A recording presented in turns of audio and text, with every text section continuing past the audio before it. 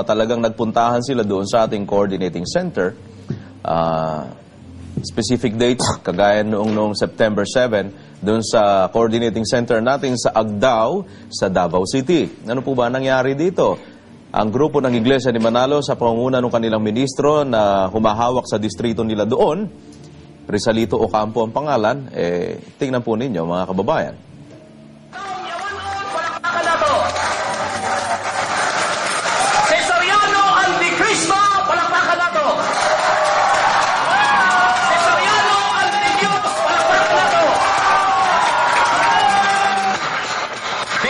Si Soriano, palakpak!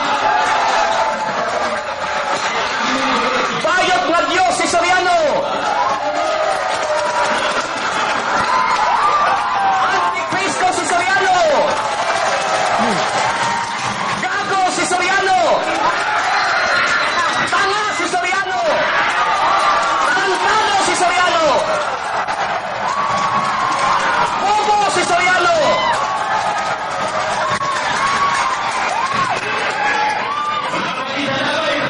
Wala na. Eh, wag na. Bayot yan! Wag na po. Wag na po. Bayot! Eli Soriano!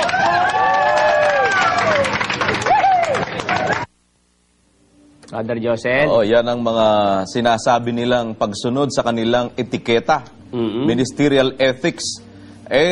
Sa TV, hindi po makapagsalita yung mga yan ng gago, ng tanga. Di ba, may play ba natin, kapatid na Mel, kung paano banggitin nila G-A-G o raw?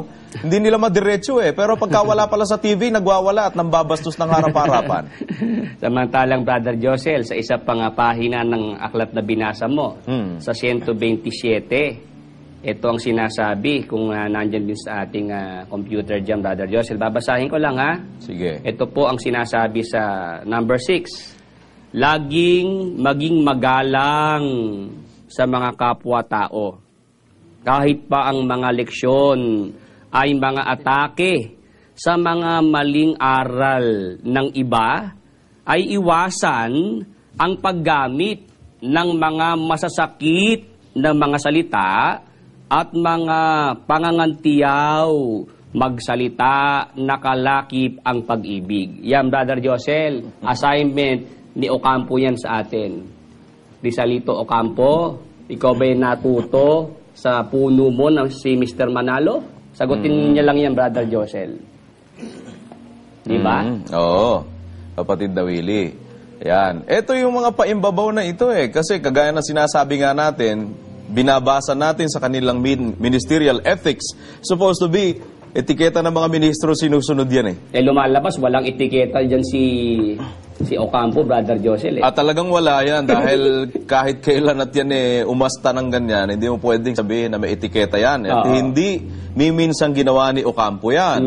At ng kanilang mga kasamang mga ministro at mga miyembro na kanilang kinakaladkad sa kanyang kapritsyo, kapatid na Willie. Alam mo ba sa TV, kapatid na Danny, Brad Willie, hindi sila makapagsalita ng ganyan. Talaga? Oo, asiwang-asiwa. Akala mo'y talagang mga babanal na mga taong hindi makapagbanggit ng ganyan mga salita. Sa TV yon, pakinggan po nyo. Kaya puntahan natin yung pangangatwirang punong-punong palamura. Kapatid na Paula, sabi niya, aba, hindi ako nagmumura. Kung gumagamit man ako ng salitang G-A-G-O. Kung gumagamit man ako ng salitang G-A-G-O. Medyo nagmura si Mr. Willie Santiago at the time. At kami nga ho, ang pinatutungkulan niya yung termino na kanyang ginamit. Yung T-A-N-G-A ba yun? Na kanyang ginamit. Yung T-A-N-G-A ba yun? Brother Joseph? Ano ba yung terminong ginamit? Oo, yun daw. Ano ba yung terminong ginamit? Yun daw. T-A-N-G-A. Brother Josel. Brother Josel. Ako pala'y pinaparatangan nagmumura ni Caramil Ikaw naman, Ramil. Na-define lang naman kung ano ka. Kung ano yung i-display mo, nagagalit ka pa. Ang pagkakatanda ko, sabi ko, yung salitang susuy-suyin, Brother Josel, hindi Tagalog yun. Oo. At pansinin niyo mga kababayan kung paano sila magpaimbabaw, ano? G-A-G-O. FTAN, may pabakil-bakil pa na parang ang hirap na hirap silang bigkasin, kapatid na Willie. Kasi po mga kababayan, nasa harap ng kamera. Nasa TV. Pero pagka wala sa harap ng kamera yan, kita nyo kung makaasta yung mga ministrong ito. Walang kagatol-gatol. Gago, tarantado, tanga. Di ba? Bayot, ano pa? Bobo, ano pa? Antikristo, demonyo, etc. Ano ba ang hindi nila ginagamit sa ipinaparatang nila kay Brother Eli na mura daw? Kaya kung tagurian nila si Brother Eli, punong palamura. Kayo naman, ano kayo? Mga ministro kayong palamura. Pero hindi sa harap ng TV, hindi nyo binabanggit. Hirap na hirap kayo kunyari. Pero pagka wala sa harap ng camera sa TV, ayan, ganyan ang i-display ninyo. Mga diba? ministrong paimbabaw, kapatid na Josel. Pero hindi po natin sila sasabayan doon sa kanilang ganong kababaw na argumento at paninindak. Bigyan natin ng kapamigatan dito, kapatid na Willie, ay yung mga sinasabi nilang ipinatutungkol sa atin. Tingnan nga natin, i-analyze nga po natin, pagbigyan natin yung kapritsyo ng isang ministro ng Iglesia ni Cristo na bintang niya patungkol sa atin, yung sinasabi niya na tayo daw di umano ay kolorum, di ba? Kung ito ay ministro ng Iglesia ni Cristo, maaaring hindi sumangguni sa kanilang mga abogado o kaya ay hindi sumangguni sa kanyang nakatataas. I-dispwes, kapatid na Willie, pangahas ito kung magkagayon. At kung sumangguni naman, maaaring tinuruan siya ng ganong kamangmangan. Una, yung sinasabi po niyang kolorum tayo, hindi niya po mapatutunayan yon, kapatid na Willie. Kung siya'y nakakaintindi ng kanyang sinasabi, hindi niya kailanman tatangkain na paratangan tayo ay kolorum. Sa bagay, ako hindi na magtataka kung yung nagpaparatang na yung Brother Danny, hindi niya alam ang kanyang sinasabi. Sapagkat yun naman sinasabi rin ng Biblia, na may mga tao, kung manindigan Brother Danny, Brother Josel, kung mamarali, akala mo, alam na alam yung kanya sinasabi. Pero sinabi po sa aklat ng unang Timoteo sa 1 at 7 ang ganito. Basahin po natin muna ang talatang ito, Brother Danny, Brother Josel, at atin pong pakinggan ang sinasabi po ng banal na kasulatan na nagsisipagnasang maging mga guro ng kautusan. Bagaman, di nila natatalastas kahit ang kanilang sinasabi, kahit ang kanilang buong tiwalang pinatutunayan. Ano masasabi mo dyan, Brother Danny? Mayroon po palang mga taong nagnanasa, nandun sa kanila yung desire na maging guro ng kautusan, pero ang problema, hindi nila natatalastas yung kanilang sinasabi, pati yung kanyang buong tiwalang pinatutunayan. Nagpapatunay siya ng hindi niya nawawatasan, kapatid na Willie, gaya nga ng isang ministrong ito ng Iglesia ni Cristo, i-display niya kung gaano yung kanyang kaalaman sa mga bagay ng sanlibutang ito. Napaka wala niyang malay. Bakit? Una, natatandaan po ninyo, sinabi ng grupo nung kanyang mga kasama dito sa Maynila na tayo raw ay napakaraming pangalan na nakarehistro. Paano mo ngayon nasabi na kolorum naman kami? O hindi ka informado doon sa lugar mo, dyan sa Davao, nitong mga iyong ministro at pati puno mo. Alin sa dalawa, kahit alin ang piliin mo, laglag ka dyan. Di ba? Kung basahin nga nila, Brother Josel, marami tayong rehisto, di ba? Oo. Binabasa sa programa nila. May patuya pa nga nila kung basahin yung Iglesia ni Yahao, etc. At paano mo ngayon nasabing kolorum? Ngayon, para pagbigyan po natin yung kanilang ikinakalat na duda sa kaisipan ng ating mga taga-subaybay, una, hindi po kami kolorum. Kami po ay nagtaglay ng pangalang mga kaanib sa Iglesia ng Diyos kay Kristo Jesus sa ligit-saligan ng katotohanan ng mahabang panahon sa loob ng 20 taong mahigit, kapatid na Willie, ginamit po natin yan na nakatala sa Securities and Exchange Commission. Subalit, mayroon pong nagreklamo na sila daw ang Iglesia ng Diyos kay Kristo Jesus. Yan ay niliti sa hukuman at finally, yun pong pabor ay iginawa dun sa petitioner, kapatid na Willie.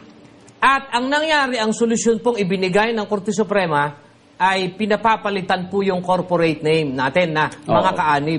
Sumunod po kami.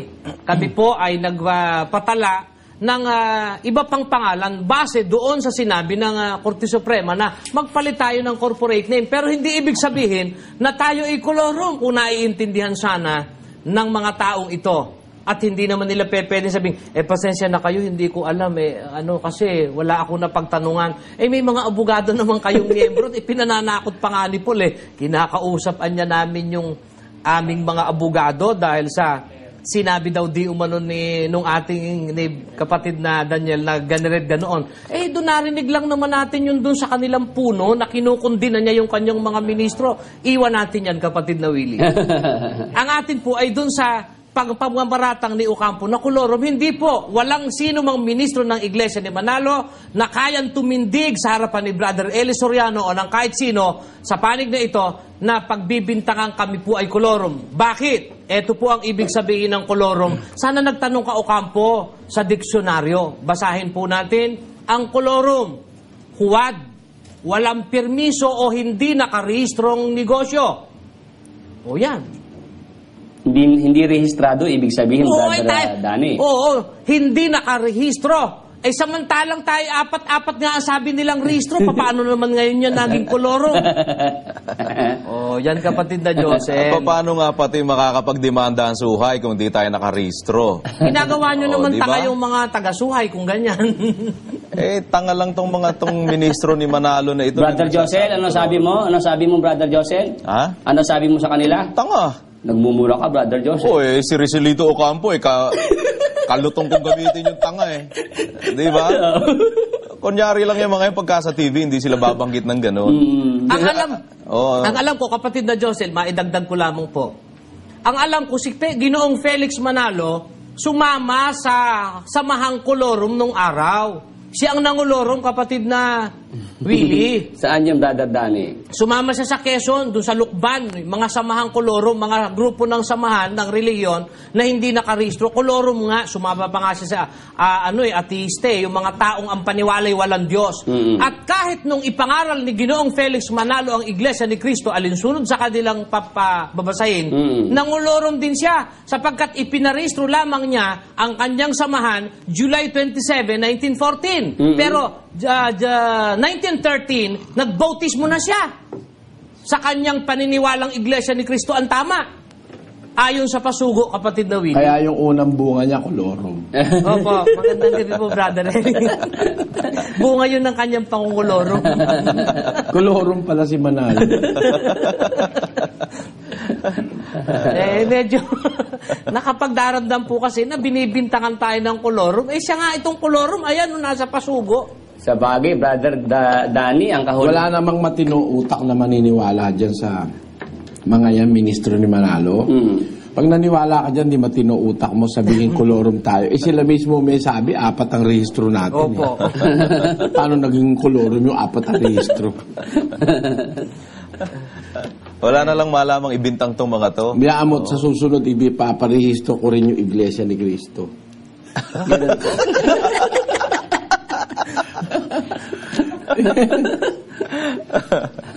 Ganyan po mga kababayan. At dahil dito sa mga ganitong paratang, napipilitan tayong sumagot. Kasi nga, maniniwala ang taong nakakapakinig pagka hindi po tayo kumibo. Hindi, kahit na hindi tayo kumibo, may mga tao hindi nila mapapaniwala. Tagal na sila sa Pilipinas, di naman nila napaniwala lahat ng tao. Oo. Ayan ako. So, yan po mga kababayan. At least, naihahayag namin sa inyo kung paano sila nagpapaimbabaw itong mga ministrong ito. At di umano yung mga etiquette na, o ethics na kanila sinusunod. Di umano, alam nyo, pangharap lang ng camera yun sa TV. Pero sa talikuran at wala na sa TV, iba na ho ang ginagawa ng mga yan.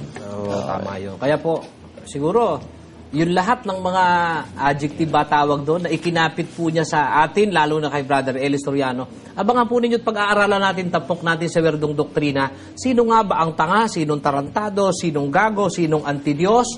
Sinong bayot? Sino ang demonyo? Alinsunod sa Biblia at sa inyong referensya. Sino ang kolorum? Opo, yun. Makasama pa yun. At titingnan nga natin, yun lang antikristong sinasabi niya na sa palakpakan daw antikristo. Tingnan nga natin, kung kayo man ay nagpaparatang ng antikristo sa amin, ba't kayo pumapalakpak? Saka Brother Danny, sinabi nilang... Palakpan na to. Eh di, siguro Brother Danny, isahin lang natin yung sinasabi ni Ocampo na Antikristo. Brother Eli, sa Biblia po, meron ako alam na Antikristo Ang Antikristo, yung nangangaral na si Kristo yung laman o Opo. tao. Yun ang nasa Biblia. Apo. Yung kung mangaral, pinangangaral si Kristo yung laman o tao. Sabi po yan sa ikalawang Juan sa 7, Brother Josel, Brother Daddy, sapagkat maraming magdaraya na nangagsilitaw sa sanglibutan sa makatwid ay ang mga hindi nangagpapahayag na si Jesucristo ay napariritong nasa laman. Ito ang magdaraya at ang Antikristo. Ayan, ang Antikristo, yung hindi nagpapahayag na si Jesucristo'y napariritong nasa laman. Therefore, para wag kang maging Antikristo, papahayag mo si Kristo na pariritong nasa laman. Pag hindi mo pinahayag na siya'y napariritong nasa laman, Antikristo ka. Pag pinahayag mong naparirito siyang nasa laman, hindi ka Antikristo. Diba? Eh ano ba kahulugan nung siya'y napariritong nasa laman? Eh hindi siya laman. Nasa laman. Parang naparitong nasa kotse. Ay, ibig sabihin, hindi siya kotse. Diba? Naparitong nasa barko. Eh hindi siya barko. Naparitong nasa eroplano. Aba, hindi siya eroplano. Eh siya naparitong nasa laman, eh di hindi siya laman. Yun ang dapat mong ipahayag para wag kang maging Antikristo. Eh sila, ang pahayag nila, si Kristo yung tao, eh di laman. Palpak. Antikristo, labas. At yan pinipilipit nila yan doon sa kanilang mga pagtuturo. Aral po ni Manalo yan, mga kababayan, no? Ang batayan natin, yung kanilang mismo sinasabing aral sa pasugo. Lagay natin yung Enero 1964, pasugo, sulat ni Emiliano Agustin. Yung mismong talata na yan, binaligtad, kapatid na Dani. At ang pinalilitaw pang Antikristo, yung mga nagsasabi. Baligtad talaga utak nito mga ministrong ito. Ayon sa Biblia, ha? Tingnan po ninyo ang turo nito mga ito. Basahin natin sa kanilang sa kanilang pasugo. Ayan. Lagay natin. Lagay natin at babasahin po natin. Ito. Taurin ang kalagayan ng ating Panginoong Hesukristo sa kanyang muling pagparito sa araw ng paghukom. Hindi nagbabago ang kanyang kalagayan. Hindi siya naging Diyos kailanman. Tao nang ipanganak, tao nang lumaki na at nangangaral, tao nang nabuhay na mag-uli, tao nang umakyat sa langit. Tao nang nasa langit na nakaupo sa kanan ng Diyos. At tao rin siya sa muling paririto. Kung gayon, ang aral ng Iglesia ni Kristo na si Kristo'y tao ay aral na mula kay Kristo. Yun, kapatid na Josel, ang kanilang pahayag. Ayan. At bukod pa dyan, ayan, no? Ayan. Kaya ang Iglesia ni Kristo ay hindi maaaring maging Antikristo. Ang mga nagtuturo na si Kristo ay Diyos, ay laban kay Kristo. Sila ang mga Antikristo. Baliktad.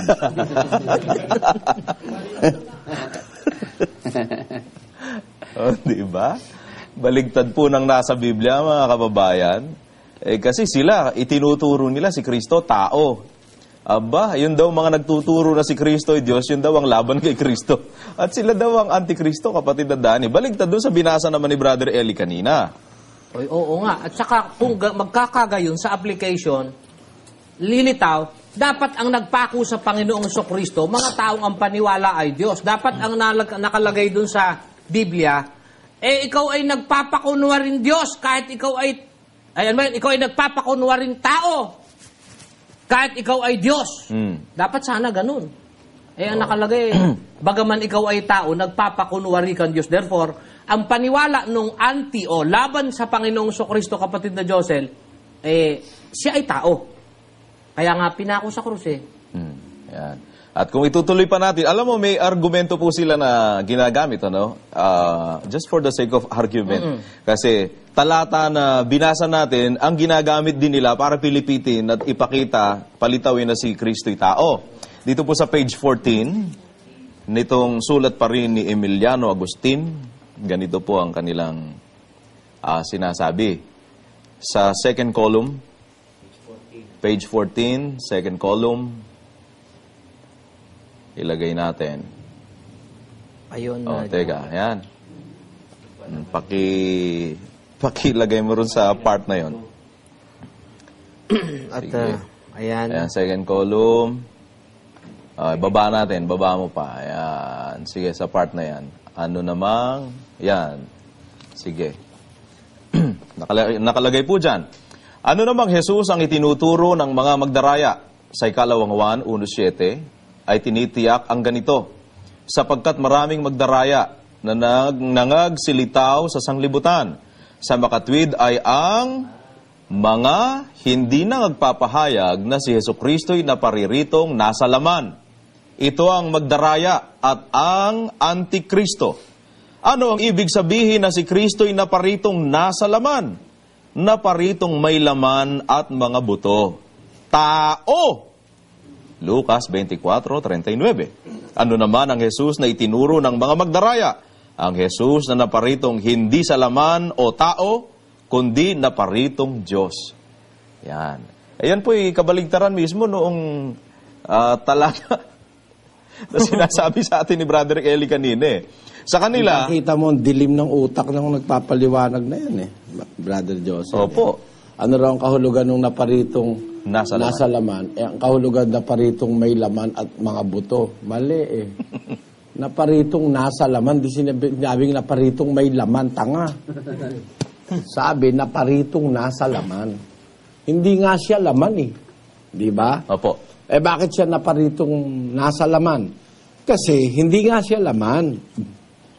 Paano siyang naparitong nasa laman? De 17 naman ng Ebreo nakasulat, pakinggan nyo. Ito po ang sinasabi po sa Ebreo sa 10 at ang talata po ay itaas po natin sa 5 muna ang basa. Ito po ang sinasabi sa 10 at 5. Kaya't pagpasok niya sa sanglibutan. Hindi siya rito nag-umpisa sa sanglibutan, Brother Joseph, Brother Willie, no? Siya po'y pumasok lamang, Brother Eli. Pagpasok niya, anong ginawa? Kaya't pagpasok niya sa sanglibutan ay sinasabi, hain at handog ay hindi mo ibig, ngunit isang katawan ang sa akin ay inihanda mo. Ayun, isang katawan ang sa akin ay inihanda mo. Ibig sabihin, yung pagpunta niya rito sa lupa, may handang katawan para makapangaral siya. Yun ang sinakyan niya, yung katawan. Kaya siya'y naparito, nasa laman. Alin ang laman? Yung katawan. Nagkatawan tao siya. Kaya nasa laman siya. Pero iba yung laman kaysa doon sa nasa laman. Opo. Ang pinaka-behikulo, yung laman. Yun ang kanyang behikulo ng pagparito. Pero yung nasa laman, yun yung Espiritu, yun yung Kristo na anak ng Diyos, kapatid na Diyos. No? Kaya ang magtuturo ng iba yan at magsasabi si Kristo laman, ay Antikristo yun. Kaya lahat na nagtuturo si Kristo'y tao, sandamukal na Antikristo yung mga yan, ayon sa Biblia, kapatid na Diyos. Tama po. At yan, bumabalik sa inyo. At sa inyo, tama yan. Rizalito Ocampo, huwag mo'y paratang dito sa amin yan. Dahil ang turo ninyo na si Kristo'y tao, yan ang turo ng Antikristo ayon sa Biblia. Kung pilipitin nila itong mga talata, kapatid na Dani, gano'n na lang. No? Mabuti, may mga hawak po tayo. Hindi katakataka yan. Yung very recent na tape natin, wala pang isang taon, pinilipit na nila. Yung pangkasulatang 2,000 taon lang nakasulat, ang hindi mapilipit niyang mga yan. Oo nga po. Itong sariwan-sariwa pa sa pakinig ng Pilipino, pinilipit Biro mo pinalitaw na ako raw ang pag-asa at gusto ko raw ako maging presidente. Gago talaga yung mga tao na yan. Yan si Paul Guevara. Magkakutsaba na. Masamang budhi sa kapwa. Mapasama lang ang kapwa kahit na magsinungaling sa tao. Pagkaganyan, tama yung sabi ni Ka-RD ni Manalo. Ano po? Na yung mga ministro niya, mga sinungaling. Opo. Walang matino kahit isa. Walang matino kahit isa. Matiwali. Nako. So, yan. Siguro sa... Klaro na yan, kapatid na Josel. Pero ibig ko pa rin dagdagan sana ng isa yung kanyang sinasabi. Dahil sa Biblia naman po ang ating isasagot doon sa kanilang masasamang pagpaparatang. Isa pa yung sinasabing, bayot daw, ha? O kung sa Tagalog ay bakla. Ayon sa Biblia, sino kaya ang mangangaral na binabae ayon sa Biblia, kapatid na Willie? Basahin natin ng Jeremias 51 at 30, Brother Danny. Ito yung mga binabai yung mga alanganin ng pagkalalaki. Atin pong ilagay sa ating TV Yan, screen. pagpapakilala na ng Diyos yan, Brad Willie, ha? Oo. Diyos ang may sabi nito, Brother Danny. Sa talata, ang mga makapangyarihan ng Babylonia ay nagsisiurong sa pakikipaglaban. Sila'y nanatili sa kanilang mga katibayan. Ang kanilang kapangyarihan ay nanglulupaypay. Sila'y naging parang mga babae. O, Brother Danny, sino yung mga binabae? Yung mga nalulupay. Yung ayaw lumaban. Ayaw lumaban. Ngayon, Ang gustong laban wala sa ring. Biro mo, nandito ako sa Luzon nagbibibira sa Davao. Laban ng mga bakla yan. Di ba, Brother Danny? oo naman. Atras sa Saka dapat pakikipaglaban. palabasin nila yung puno nila. Kung talaga iglesia silang sa Diyos, yung puno nila lalabas. Dahil sa Biblia, yung leader ng iglesia sa Biblia, lumalabas yun. Nakikipaglaban talaga yun. Kahit po siya panatag sa kanyang mga kasamahan, Brother Eli. Oo, lalaban siya talaga. Dinadahilan po, panatag naman ika ang pamamahala, Brother Josel, sa kanyang mga Kaya kasama. bakit si Pablo ba hindi panatag? Tiwala nga siya sa mga kasama niya. Ba't siya lumalaban? Hindi naman dahilan yung panatag siya at kampante sa kanyang kasama, hindi na siya lalabas. Si Pablo, panatag sa kasamahan niya lumalaban ng diskusyon Dahil pinakikilala ni Pablo ang lalaki siya. Kasi yung doktrina ng pagpapakalalaki, kay Pablo galing yung Brother Joseph. Basahin natin sabi ni Pablo sa Korinto. Sabi naman po sa 16 ng unang Korinto sa talatang 13, ito po ang ating mababasa na nakasulat. Magsipag-ingat kayo, mangagpakatibay kayo sa pananampalataya, kayo'y mangagpakalalaki, kayo'y mangagpakalakas. Yan, Brother Josel. Ang sabi ni San Pablo, doktrina niya sa mga Kristiyanong lingkod ng Diyos na dapat na magpakatibay sa pananampalataya at dapat na magpakalalaki. Kaya sa Biblia, Brother Josel, Brother Danny, ang mga lalaki sa paningin po ng Diyos, yung mga tao na matibay sa pananampalataya, nakahandang manindigan sa kanyang pananampalataya, Brother Josel. Hindi ngayon maikakaila ni Ranyo Manalo na siya po talaga hindi makakalaban kay Brother Eli Soriano. Bakit? Sabi nitong mga ministro niya, panatag daw ang kanilang puno dito sa kanyang mga ministro. Ano ba naman ang idinidisplay ng mga ministro ni Manalo? Yan, yung ganyang klase ng laban. Laban na talak ng talak ng talak. Diyan sa mga tabi-tabi at manggugulo ng harapan, bastusan. Sa TV naman, hindi naman makakall ng debate. Itong si Michael at si Paul, pinakita nila kung anong klaseng laban ang gusto nila.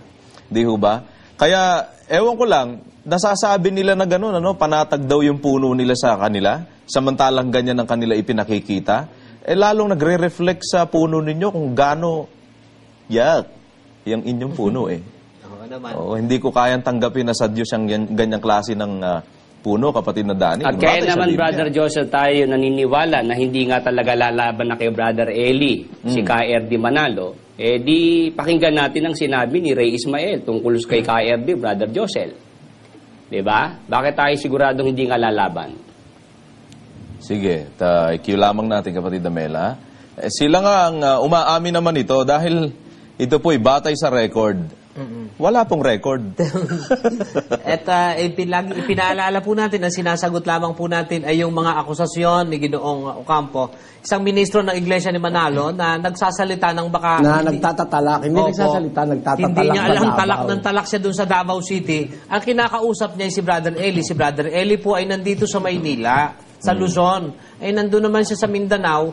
walang normal at isang taong nag-iisip ang gagawa ng paghahamon Na doon sa magtatatala ka dun sa Mindanao. wala naman ako ron. Opo, wala naman. Kumbaga, hindi sana katakataka kung halimbawa may ang kinagagalitan niya is somebody doon sa Mindanao, normal lang na doon siya pumunta. Pero maliwanag na maliwanag, tinutukoy niya si Brother Eli Soriano at ginagamitan niya nitong mga ganitong pananalita. Alam mo kung saan nagtatatalak? Opo. Sa Cebu, unang tumalak.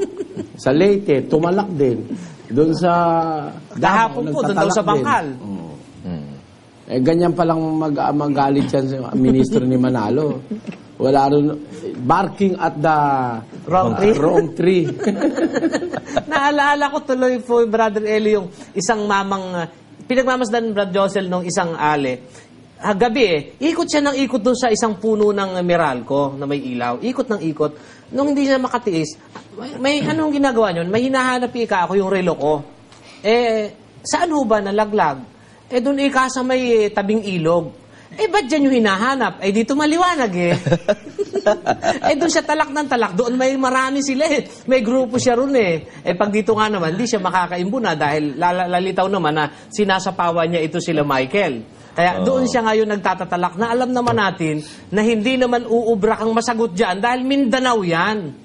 Pero alam mo, Brad Danny, scheme nila yan Scheme po nila yan. Pinagtatakpan nga ni Michael Sandoval at ni Paul Guevara yan na sinasabi nila sa mga nanonood sa TV, wala akong nangyayaring panggugulo, walang harassment, walang pambabastos. Pero saan kayong nakikita doon sa aktual, doon sa pangyayari, hindi naman ganon. Pambabastos, harassment ang kanilang ginagawa, panghistorbo sa isang religious gathering na sa kanila hindi mo naman pwedeng gawin yan. At nako, patay-patayan ka pagka sa kanila mo ginawa yan. Ano nga, Brother Josel, sa kanila, yung gulo, kailangan na mayroon nakatimbwang sa kalsada. Kumbaga sa basketball, Brother Josel, no blood, no foul. Ganon? Mahirap yan. Michael Sandoval, ganyang klaseng mga ministro kayo na sa inyo panatag ang inyong puno? Kung ganyan nga sasabihin nila na nagpunta lang sila, bakit yung grupo ng breakaway group sa inyo na pumunta dun sa Diliman, may nabugbog? Di ba inupakan ninyo yun doon? Nasa dyaryo yun sabi ni Ismael. May kopya din naman kami. At sinabi mismo ni Ginoong Willie del Rosario na naupakan sila nung nagrally sila dun sa may tapat ng Diliman. Sa bagay, tama nga may ginulo naman nga kayo nung grupong yun Pero pagka kayo pala ang dinadayo, tama lang na maupakan yung nandayo. Pero pag kayo ang nandadayo, tama pa rin kayo. Ano namang batas meron kayo? Kapatid na Josel? Yan po, kita nyo, ang refleksyon ng kanilang ginagawa. Pati puno nila, kahit na hindi nagsasalita, nakikita natin anong klase. Kasi pagka puno ka, at ganyang klaseng mga ministro ang inaakay mo, inaaralan mo, at sa kanila ka panatag, alam nyo na pong kahulugan yan, mga kababayan. Yun na yun Biro mo, napapanatag pala ang puno nyo sa inyo na ganyang klase ng mga ministro. Sana ang mga miyembro hindi mapanatag dyan. Kasi kung ako miyembro dyan sa ganyan at ganyan ang ministro ko, lalayasan ko, kapatid na Dani, hindi ako kakain ito sa mabuti Katoliko, hindi nang babastos ng ganyan At saka, harap-harapang pagsisinungaling po sa mga taga-subaybay ng palatuntunan nila kung meron man. Sasabihin nilang panatag, bakit nanggagalaiti si KRD dun sa tape? At kayo ay talagang sinasabo ng walang planong banlawan. Di ba? Kaya natatawa ito si Jermel Maraming pagkakataon ang panoorin na natin bakit. Ayon kay Ray Ismael,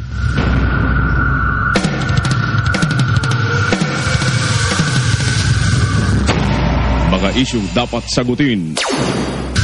Issue number 1. Alam mo, Paul, hindi ko alam kung bakit naging tagapagturo at naging ministro ka dyan sa iglesia ni Manalo. Hindi ka marunong usap ng marangal At hindi ka marunong bumasa ng body language o pakiramdam ng iyong mga superior. Sukat kantihin mo yung Rosita Trillanes na yan. Dapat, hindi mo kinantiyan sapagkat si Ginoong Iranyo Manalo ayaw niya makantiyan. At si Ginoong Teopilo Ramos. Sino ba itong si Rosita Trillanes? Dating miyembro po ito ng Iglesia ni Manalo na nagreklamo na siya raw ay ni-rape ng isang mataas na pinuno dyan sa... Ano, Paul? Gusto mo ba na talakayin natin ito? Tsaka yung iba pa? Si Ginoong Ramos nga ayaw Alam na alam niya na kapag tinalakay niya yan mas malaking damage ang pupunta sa inyong iglesia Issue number 2. Sino ba talaga ang merong heinous crime? Hindi ba kayo ang may heinous crime? Yung 5 estudyante ng PUP na pinalutang ninyo sa Ilog Pasig, ha? Sino ang may heinous crime? Hindi ba yung vigilantes ng iglesia ni Cain na pumugot sa ulo ng kanilang kalaban? Yan nakadyaryo yung mga yan Gusto mo dagdagan ko, Paul? Natatandaan mo ba? Yung mga nang hold up noon, 1999, sa 7-Eleven, sa isang drugstore, sa isang restaurant na pumatay pa nga sila, sa isang reporter ng Channel 4. Hindi ba taga Ramos Tarlac yan? Kaya kong patunayan, ang dalawa sa mga yan, miyembro ng Iglesia ni Cain. Sabihin mo lang sa programa mo, patunayan mo, Ray, Ismael, ang akusasyon mo at patutunayan ko yan sa inyo. Issue number 3. Alam mo, Rinel, at kayo na mapang-api sa kapwa ninyo ministro sa Iglesia ni Cristo ni Manalo, pagtalikod ko noon sa Central, ang sabi ko sa aking sarili patungkol sa inyo, panahon nyo ngayon, araw nyo ngayon, magsaya kayo. Pero babalikan ko kayo at darating ang panahon, ibubulgar ko ang kabulukan ninyo. At hanggang ngayon, narito pa rin ang conviction kong yan sa aking sarili. At humanda na kayo, magsisimula na ako na ibulgar ang inyong maraming kamalian. Sabi ko noon sa aking sarili, hindi ko alam kung paano ko kayo lalabanan. Hindi ko alam kung paano ko ilalantad ang inyong kamalian. Pero one thing is sure, babalikan at babalikan ko kayo at ilalantad ko sa taong bayan ang inyong matinding mga kasalanan. Abot na hanggang langit ang kasamaan ng iglesyang yan. Issue number 4. Pinamahan kayo ng magaling. Mga paimbabaw talaga kayo. Ano ginawa nitong si Rinel Grabador, nitong mga namamahala sa iglesia ni Manalo sa pamamagitan ni Rinel Grabador? Abay, hinaras yung pamilya ko. Itinaboy. Isipin niyo yan. Kung sa batas lang ng tao, hindi niyo magawang sumunod. Ang lakas ng loob ninyo na magsabing, batas ng Diyos, sinusunod ninyo at ipinasusunod nyo sa inyong kapwa-tao.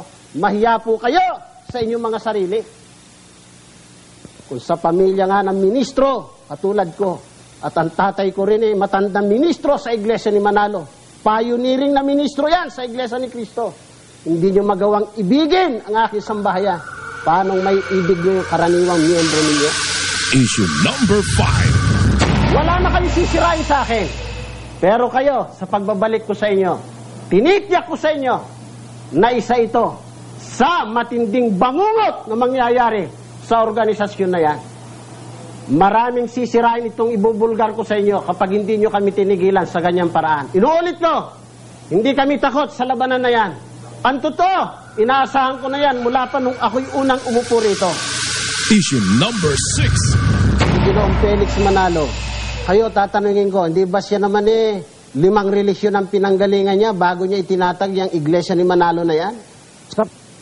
Baka gusto mong basahin ko, Paul, yung circular ng Sabadista kung bakit siya tiniwalag. Baka gusto mong basahin ko yung circular o patotoo ng Misyon Kristiyana kung bakit siya inalis dyan. Sabihin mo lang sa susunod na programa ninyo, humingi ka ng pahintulot kay Ginoong Eduardo Manalo. Babasahin ko rito. Issue number 7. Kayo ba na nag-aakusa? Kayo ba walang kasalanan? Kayo ba ay mga super banal?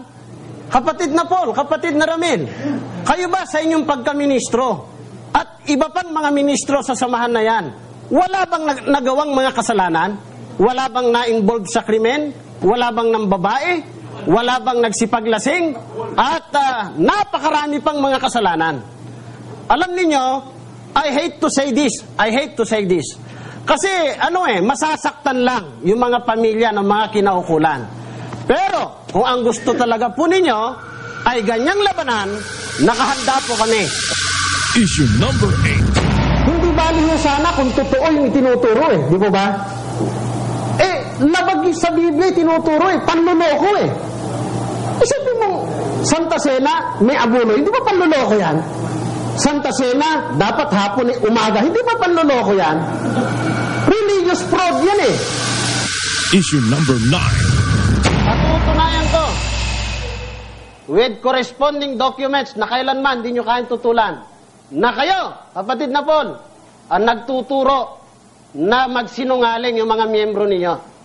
Tinatawagan ko po ng pansin yung COMELEC, mga NGOs, PPCRB ng Iglesia Katolika, lahat po ng mga politiko, lalo na yung kakandidato, 2004. Tingnan ninyo itong gawain ng Iglesia ni Cristo ni Manalo. Ukol sa pagsusurvey, gabay sa pagsasagawa ng survey, ukol sa confidentiality ng survey, tratuhin ng buong ingat at highly confidential ang pagsasagawa ng survey. Walang sino man taga-sanlibutan, lalo na ang mga politiko, na makaalam na tayo nagsasagawa ng survey.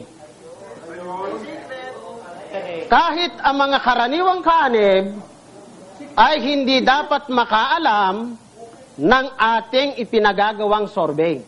Paano kung itanong ng mga taong sino-survey, sino nagpapasurvey? Ano raw po ang isasagot? Eto, makikita niyo yung itinuturo nilang kasinungalingan. Kung sakaling itatanong ng mga respondent kung sino nagpapagawa ng survey, tagubilinan ang mga interviewer na sabihin nilang ito ay bahagi ng pananaliksik na isinasagawa ng Social Science Research Institute na nakabase sa Quezon City, Metro Manila. Ano? Di kayo nagtuturo ng kasinungalingan sa inyong miyembro, di ba? Tama. At ayan, hindi pala palagay namin yan. Dokumentado yan, di ba? Issue number 10. Walang kinikilingan ito. At hindi takot ito. Sa Iglesia ni Cristo ni Manalo, pakiimbestigahan po ako. At sa inyo po, Ginoong Eranio Manalo, ngayon ko na pag-isip-isip, lahat ng ginagawa ng inyong mga katulong at mga miyembro sa iglesyang yan, hindi mangyayari ho yan kung hindi nyo iniuutos at wala kayong basbas. Kaya, pinahayag ko sa pagkakataong ito na pag may nangyari sa akin, kayo ang unang imbestigahan at ang Economic Council ng Iglesia ni Cristo ni Manalo. Ang banta ni Paul. Bilang paalaala, Renante, kung aayaw mo na mabulgar sa maraming mga tao sa buong Pilipinas, kung sino ka, kung ano ang uri ng mga pinaggagawa mo, kaya kay tiniwalag sa iglesia, alam mo na ang dapat mong gawin. Ang tugon. Di subukan mo at malalaman ng buong mundo naman yung kabalbalang pinaggagawa nyo riyan. Subukan mo, sige. Ang nagbanta. Ang binantaan.